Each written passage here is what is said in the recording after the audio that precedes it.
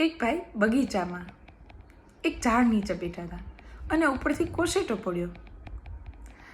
ભાઈએ જોયું તો એક કોશેટામાંથી એક નાનું પતંગિયું બહાર આવવાની કોશિશ કરી રહ્યું હતું.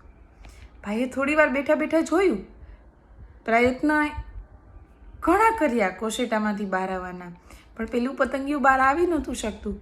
એટલે ભાઈને દયા આવી અને પેલા ભાઈએ પોતાની પાસે રહેલ કાતરથી કોશેટાનો ઉપરનો ભાગ કાપી નાખ્યો, જેથી પતંગિયું બહુ આસાનીથી બહાર નીકળી શકે.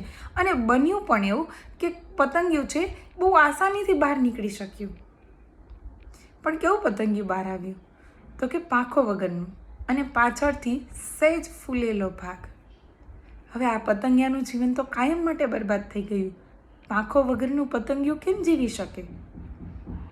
ભાઈનો આશય ખરાબ નહોતો, એનો ઇન્ટેન્સ ખરાબ નહોતો કે પતંગિયાનું જીવન બરબાદ કરવું.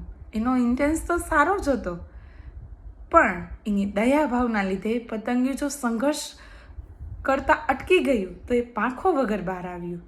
પણ જો ભાઈએ એનો સંઘર્ષ જોયો હોત, એને સંઘર્ષ કરવા દીધું હોત, તો આ પતંગિયું છે એ રંગબેરંગી પાંખો સાથે આવત અને મુક્ત ગગનમાં વિહાર કરી શકત. બરાબર ને? એમ આપણા બાળકો છે ને, એ પણ પતંગિયા જેવા છે. એને સંઘર્ષ કરવા દો. એના જીવનમાં આવતા સંઘર્ષો માત્ર આપણે જોવાના છે.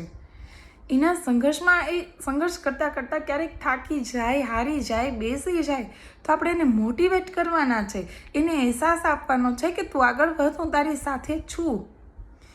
પણ કોઈ પણ સંજોગોમાં એના સંઘર્ષનો અંત તો આપણે નથી જ લાવી દેવાનો. આપણે ખાલી એના સંઘર્ષને જોઈએ, એની સાથે રહીએ.